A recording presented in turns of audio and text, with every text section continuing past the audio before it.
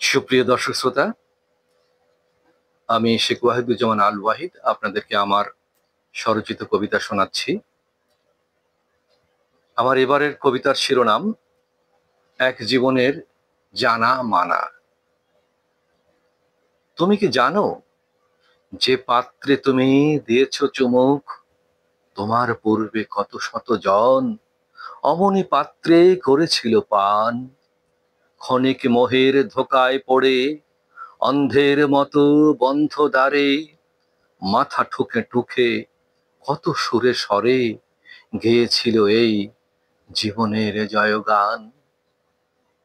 তুমি কি মানো, তোমার বলতে কিছুই নেই, এখনো যা কিছু তোমার আছে একদা তা ছিল অন্যের কাছে।